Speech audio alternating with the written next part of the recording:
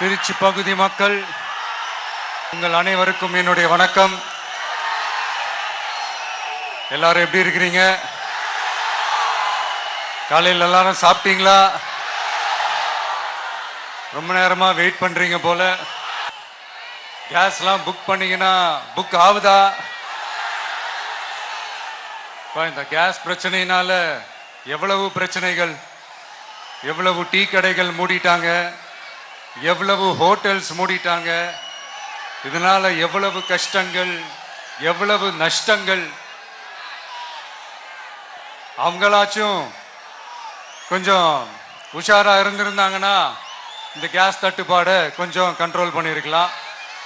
இவங்களாச்சும் கொஞ்சம் முன்னெச்சரிக்கையா இருந்திருந்தா அட்லீஸ்ட் நம்ம ஊர்லயாச்சும் இந்த கேஸ் தட்டுப்பாடை கொஞ்சம் கண்ட்ரோல் பண்ணியிருக்கலாம்.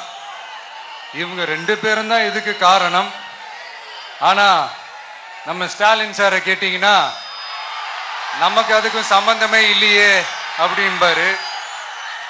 ஆனா அவரு வீட்டுல ஏதாவது ஒரு ரைடுனா, அவரு வீட்டுல ஏதாவது ஒரு பிரச்சனைனா டெல்லிக்கு பறந்து போயிட்டு வருவாரு. இந்த கேஸ் சிலிண்டர் பிரச்சனைக்கு கொஞ்சம் டெல்லிக்கு பறந்து போயிட்டு வரலாம்ல, கொஞ்சம் பிரயோஜனமா வச்சு இருக்கும்ல. கேஸ் சிலிண்டருக்கு மானியமா 100 ரூபாய் தருவேன்னு சொன்னீங்களே, என்ன ஆச்சு? கரும்புக்கு ஆதார விலையா 4000 ரூபாய் தருவேன்னு சொன்னீங்களே, என்ன ஆச்சு? இந்த ரேஷன்ல சர்க்கரை 1 கிலோ எக்ஸ்ட்ரா தருவேன்னு சொன்னீங்களே, என்னாச்சு? ரேஷன்ல உளுந்தம்பருப்பு கொடுப்பேன்னு சொன்னீங்களே, என்னாச்சு? நானும் இது எத்தனை வாட்டி ரிப்பீட் பண்றதுன்னு எனக்கு தெரியல. நீட்டை ரத்து செய்வோம்னு சொன்னீங்களே, என்னாச்சு? சோ இதெல்லாம் எதெல்லாம் அவரால் செய்ய முடியாதோ அதையெல்லாம் பொய் வாக்குறுதிகளா கொடுத்து ஏமாத்துறது தான் இவருடைய வேலையே. இப்ப அடுத்த செட் ஆஃப் இந்த பொய் வாக்குறுதிகளை ரெடி பண்ணிட்டாரு. அதனால அவரை மாதிரி நாங்க பொய் வாக்குறுதிகள்லாம் கொடுக்க மாட்டோம். மக்களுடைய தேவைகள் என்னன்னு சரியா புரிஞ்சுக்கிட்டு அதுக்கு ஏத்த மாதிரி தான் நாம செயல்படுவோம். 6 சிலிண்டர்கள் தாய்மார்களுக்கு கட்டணம் இல்லாம அன்னபூர்ணி சூப்பர் 6 திட்டம் சொன்ன மாதிரியே நிறைவேற்றுவோம். கல்யாணம் ஆகி போற நம்ம தங்கைகளுக்கு 1 பவுன் தங்கமும் பட்டு சேலையும் சொன்ன மாதிரியே கொடுப்போம். 60 வயசு வரைக்கும் இருக்கிற குடும்ப தலைவிகளுக்கு மாதந்தோறும் 2500 சொன்ன மாதிரியே கொடுப்போம்.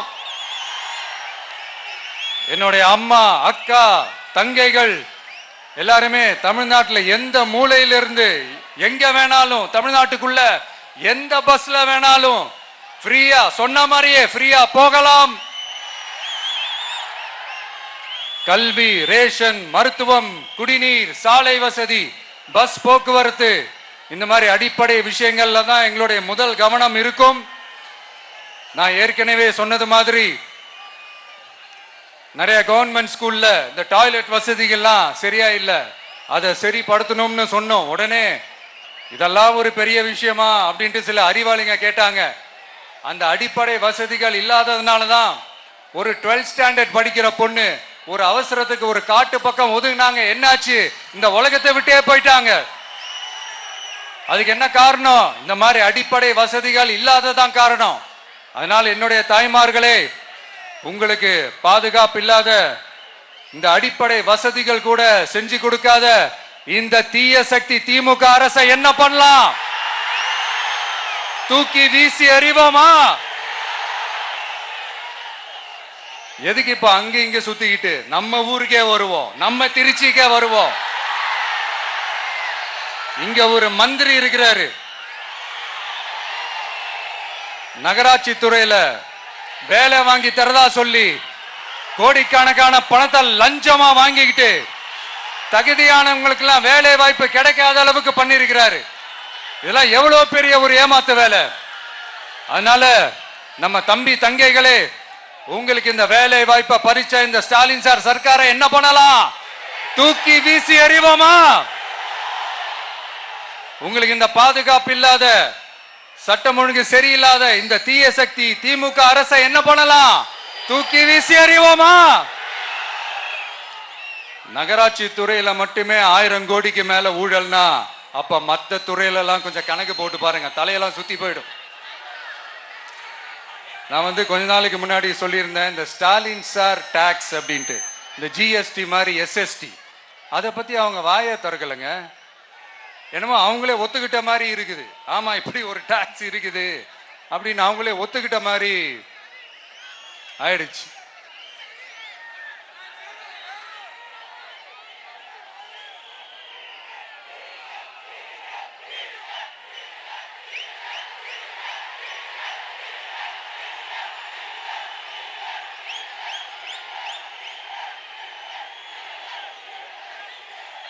இந்த கல்லூரி பேராசிரியர்கள், கல்லூரி உதவி பேராசிரியர்களுக்கு அந்த போஸ்டிங்க்கு 2000 பேருக்கு மேல அந்த வேலை கொடுப்போம்னு சொன்னாங்க. கடைசியில் எத்தனை பேருக்கு கொடுத்தாங்க தெரியுமா? வெறும் 5 பேருக்கு. 2000 எங்க, இந்த 5 எங்க? அதனால இதெல்லாம் வெறும் அறிவிப்புகள் மட்டும்தான். இது மாதிரி லட்சக்கணக்கான காலி பணியிடங்களை நிரப்புவோம்னு சொன்னாங்க, அதுவும் என்ன ஆச்சுன்னு தெரியல. இதெல்லாம் வெறும் அறிவிப்புகள் மட்டும்தான். இதனால ஒரு யூஸுமே கிடையாது. யூஸ்லெஸ் கவர்மெண்ட் இது. அது மாதிரி 100% ஒரு நியாயமான ஒரு ஆட்சியை நாம கொடுப்போம்ங்க. 100% நீங்க இந்த விஜய நம்பலாமுங்க. நீங்க நம்புறீங்கன்னு எனக்கு தெரியும். அதனாலதான் என்னுடைய சொந்த பந்தங்களாகிய உங்ககிட்ட எனக்கு அந்த உரிமை இருக்கு. எனக்கு ஒரு வாய்ப்பு கொடுங்க, எனக்கு ஒரு சான்ஸ் கொடுங்கன்னு உங்ககிட்ட கேட்காம வேற யாருக்கிட்ட நான் கேட்பேன்? அதனால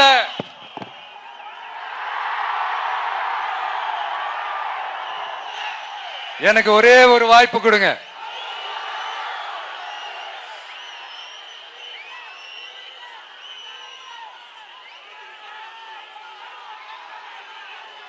இருந்தாலும் ரொம்ப முக்கியமா ஒன்ன நீங்க ஆழமா மனசுல வச்சுக்கணும். இந்த எலெக்ஷன்ல திமுக ஏலத்தில் எடுத்திருக்கிற கல்லாப்பெட்டி கூட்டணியோட சேர்ந்து, அப்புறம் நாம ஏற்கனவே சொன்னோமே அந்த மற்றும் பலர் கூட்டணின்னு ஒண்ணு இருக்குல்ல, அவங்களோடும் கள்ள கூட்டணி போட்டுக்கிட்டு எல்லாரும் முன்னா சேர்ந்துகிட்டு நம்மள உங்க விஜய எப்படியெல்லாம் எதிர்க்கிறாங்கன்னு நான் சொல்லிதான் உங்களுக்கு தெரியணும்னு அவசியம் இல்லை. இந்த கரூர் நிகழ்ச்சி சூழ்ச்சின்னு பலர் சொல்றது மாதிரி நம்ம கடைசி படமான ஜனநாயகன், அதான் நம்ம மனசுக்கு நெருக்கமான உங்க எல்லாரோடும் நமக்கு இருக்கிற பூர்வ ஜென்ம பந்தத்தை இன்னமும் எங்க இறுக்கமா மாத்திடுமோன்னு, எங்க அது இந்த தேர்தலில் நமக்கு மிகப்பெரிய ஆயுதமா மாறிடுமோன்னு ஒரு கூட்டு சூழ்ச்சி, அதோட இன்னும் பல பல சூழ்ச்சிகள். அதனால உங்க மகன், உங்க அண்ணன், உங்க தம்பி, உங்க விஜய் கேட்கிறேன், உங்களுக்காக நீதி கேட்க வந்த எனக்கும் சேர்த்துதான் நீதி வேண்டும். அவங்க கொள்ளையடிக்க இதுவரைக்கும் எப்படி உங்களை ஏமாத்திட்டு இருக்காங்க தெரியுமா? இந்த காங்கிரஸ்ல இருக்கிற சிலரை கையில பணப்பையில போட்டுக்கிட்டு சிறுபான்மை மக்களை ஏமாத்த ஒரு நேரடி பாதி கதர் கூட்டணி, அப்புறம் இந்த மற்றும் பலர் கூட்டணின்னு ஒண்ணு இருக்குல்ல, அதோட டெல்லி ஓனரோட ஒரு கொள்ளைப்புற கள்ள கூட்டணி, அதாவது பாதி காவி கூட்டணி. கொள்கைன்னு ஏமாத்துறாங்க. அதனால இந்த திமுகவையும் நம்பாதீங்க, இந்த பாஜகவையும் நம்பாதீங்க. 2 பேரும் வேற வேற கூட்டணி எல்லாம் கிடையாது, ஒரே கூட்டணி தான். 2 பேரையும் நம்பாதீங்க. இதுல எந்த டவுட்டும் உங்களுக்கு வேணாம். நீங்க திமுகவுக்கு ஓட்டு போட்டாலும் சரி, அந்த மற்றும் பலருக்கு நீங்க ஓட்டு போட்டாலும் சரி, நீங்க யாருக்கு ஓட்டு போடுறதுக்கு சமம்னு நீங்களே புரிஞ்சுக்கோங்க. அதனால இந்த வரப்போற தேர்தலில் டிவிகேக்கு உங்க சப்போர்ட்டை கொடுங்க. இன்னும் பல வருஷத்துக்கு தமிழ்நாடு சூப்பரா இருக்கும். அப்புறம் நான் ஒரு விஷயத்தை திருப்பி ரிப்பீட் பண்றேன்னு சொல்லி யாரும் தவறா எடுத்துக்க வேணாம், ஏன்னா அது என்னுடைய கடமை. ஒவ்வொரு ஊருக்கும் போய் அதை நான் ரிப்பீட் சொல்லியே ஆகணும். ஏப்ரல் 23ஆம் தேதி சும்மா காலங்காத்தால பக்காவா ரெடி ஆயிட்டு ஓட்டர் ஐடி கார்டை கையில எடுத்துக்கிட்டு முதல்ல பூத்துல போய் நின்னு அந்த விசில் சின்னத்துக்கு நேரா இருக்கிற அந்த பட்டனை ஒரு அழுத்துங்க. உங்க வீட்டுல இருக்கிற ஒவ்வொருத்தரையும் அழைச்சிட்டு போங்க. சப்போஸ் வெளியூர்ல இருந்து இங்க திருச்சியில இருக்கீங்கன்னா, என்னடா ஊருக்கு போய் ஓட்டு போடணுமேன்ட்டு அசால்ட்டா விட்டுறாதீங்க. இப்பவே அட்வான்ஸ் அவங்களுடைய டிக்கெட்டை புக் பண்ணுங்க. இது ஒரு தலைமுறைக்கான ஒரு தேர்தல், உங்களுக்கான தேர்தல். எவ்வளவு பெரிய வசதியான வாழ்க்கையா இருந்தாலும் எல்லாத்தையும் உதறி தள்ளிட்டு உங்களுக்காக மட்டுமே வந்திருக்கிறேன். உங்களுக்காக நன்றி கடன் செலுத்துறதுக்காக மட்டுமே வந்திருக்கிறேன். அத்தனை வழிகளையும் தாங்கிக்கிட்டு உங்களுக்காக மட்டுமே வந்திருக்கிறேன். ஒரு நாளும் பொய் சொல்லி உங்களை நான் ஏமாத்த மாட்டேன். இந்த 4 முனை போட்டி 40 முனை போட்டின்னு எத்தனை முனை போட்டின்னு வந்தாலும் இங்க 2 முனை போட்டி மட்டும்தான். ஒன்னு டிவிகே, இன்னொன்னு டிஎம்கே. மக்கள் விரோத ஆட்சி நடத்துற ஸ்டாலின் சார் வேணுமா, மக்களை நேசிக்கிற விஜய் வேணுமா? அவ்வளவுதான் இந்த தேர்தலே. அதனால உங்க விஜய்க்கு, உங்க அண்ணனுக்கு, உங்க தம்பிக்கு, உங்க பிள்ளைக்கு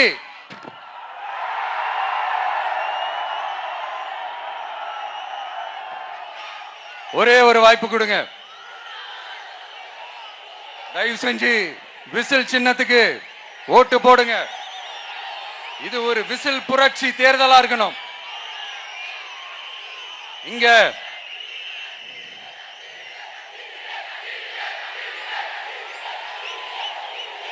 தேங்க்யூ. இங்க திருச்சி இந்த எல்லா தொகுதியிலும் நம்மளுடைய நண்பர்களை, நம்மளுடைய தோழர்களை வேட்பாளர்களா அன்னைக்கு அறிவிச்சேன், நான் நிப்பாட்டி இருக்கேன். அவங்க வேற, நான் வேறன்னு தயவு செஞ்சு பிரிச்சு பாத்துறாதீங்க.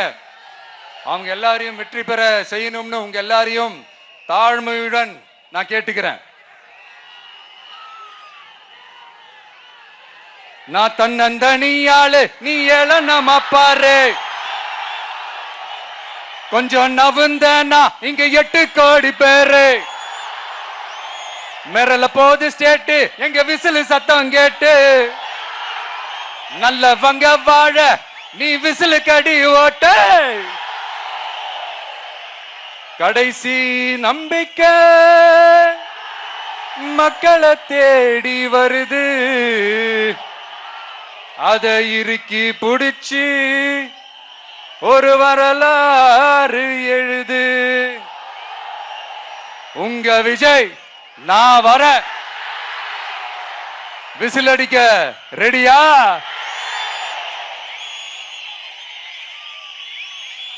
கான்பிடென்டா இருங்க. நல்லதே நடக்கும். வெற்றி நிச்சயம்.